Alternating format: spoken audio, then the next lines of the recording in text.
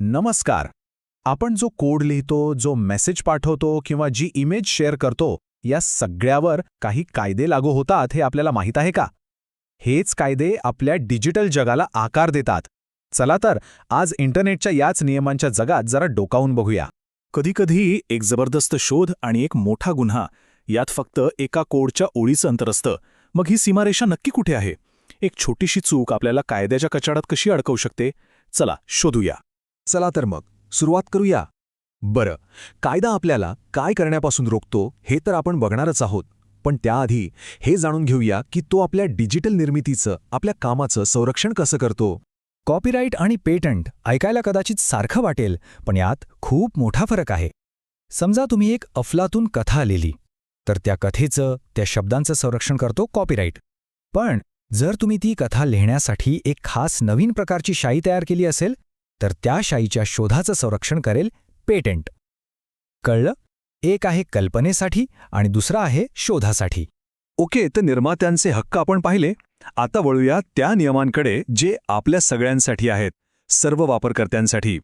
कारण लक्षात ठेवा, डिजिटल जगातील प्रत्येक लहान मोठी गोष्ट, अगदी कोडमध्ये केलेली छेडछाड असो किंवा सायबर दहशतवादासारखा गंभीर गुन्हा, त्याचे परिणाम अगदी खरे असतात. सायबर गुन्ह्यांचा पहिला प्रकार म्हणजे सिस्टीम आणि डेटा विरुद्धचे गुन्हे. हे असे गुन्हे आहेत जे थेट आपल्या डिजिटल जगाच्या पायाभूत सुविधांवर हल्ला करतात. कायदा इथे एकदम स्पष्ट आहे. बघा, कलम 65 नुसार सॉफ्टवेअरच्या मूळ कोडमध्ये म्हणजे सोर्स डॉक्युमेंट्समध्ये बदल करणं गुन्हा आहे. कलम 66 तर आपल्या सगळ्यांना माहिती आहे, हॅकिंग म्हणजे परवानगीशिवाय दुसऱ्याच्या कॉम्प्युटरमध्ये घुसणं, आणि 66B म्हणजे चोरीचा मोबाईल किंवा लॅपटॉप वापरणं. हे सगळे गंभीर गुन्हे आहेत आणि या गुन्ह्यांना कोणी हलक्यात घेऊ नये. फक्त हॅकिंगसाठी तब्बल 5 लाख रुपयांपर्यंतचा दंड होऊ शकतो. विचार करा, हा आकडाच सांगतो की या गोष्टी किती गांभीर्याने घेतल्या जातात.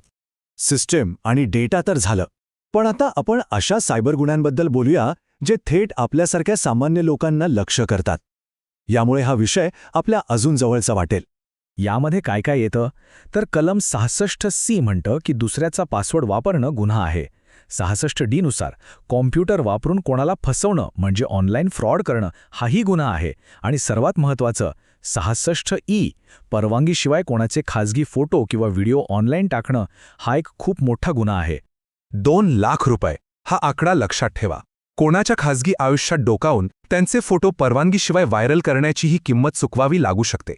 यावरूनच कळतं की कायदा व्यक्तिगत गोपनीयतेला किती महत्त्व देतो. पण काही गुन्हे यापेक्षाही गंभीर आहेत. कलम 67 नुसार अश्लील माहिती पसरवण्यावर कडक कारवाई होते. आणि कलम 67B हे तर अत्यंत गंभीर आहे. मुलांशी संबंधित कोणतीही आक्षेपार्ह सामग्री ऑनलाईन टाकणं किंवा त्यांना ऑनलाईन त्रास देणं यासाठी खूप कठोर शिक्षा आहे. आणि हे किती गंभीर आहे हे या आकड्यावरून कळेल. जर कोणी मुलांच्या शोषणाशी संबंधित गुन्ह्यांमध्ये पुन्हा सापडलं तर शिक्षा थेट 7 वर्षांपर्यंत वाढू शकते. हे स्पष्ट करतं की आपल्या समाजातील लहान मुलांच्या संरक्षणासाठी कायदा कोणतीही हयगई करत नाही. ठीक आहे, आता आपण सायबर गुन्ह्यांच्या सर्वात वरच्या आणि सर्वात गंभीर श्रेणीकडे जाऊया. हे असे गुन्हे आहेत जे फक्त व्यक्तीला नाही तर संपूर्ण देशाला आणि राष्ट्रीय सुरक्षेला धोका निर्माण करतात. यामध्ये कलम 66F आहे सायबर दहशतवादासाठी, ज्याची शिक्षा थेट जन्मठेप आहे, हो, आजीवन कारावास. इतकंच नाही तर राष्ट्रीय सुरक्षेसाठी सरकारनं जर एखादा डेटा उघड करायला सांगितला आणि कोणी नकार दिला किंवा देशाच्या संरक्षित कम्प्युटर सिस्टममध्ये घुसण्याचा प्रयत्न केला तर त्यासाठीही अत्यंत कठोर शिक्षा आहे. 10 वर्षांचा तुरुंगवास हा आकडाच देशाला धोका पोहोचवणाऱ्या गुन्ह्यांची गंभीरता सांगतो. हे फक्त हॅकिंग नाही, हा थेट देशाच्या सुरक्षेवर केलेला हल्ला मानला जातो. तर या सगळ्या चर्चेचं सार काय? एकच, पण खूप महत्त्वाचा. डिजिटल जगात आपण जे काही करतो त्याचे परिणाम खऱ्याखुऱ्या जगात भोगावे लागतात. प्रत्येक क्लिकवर, प्रत्येक कोडच्या ओळीवर कायद्याची बारीक नजर असते.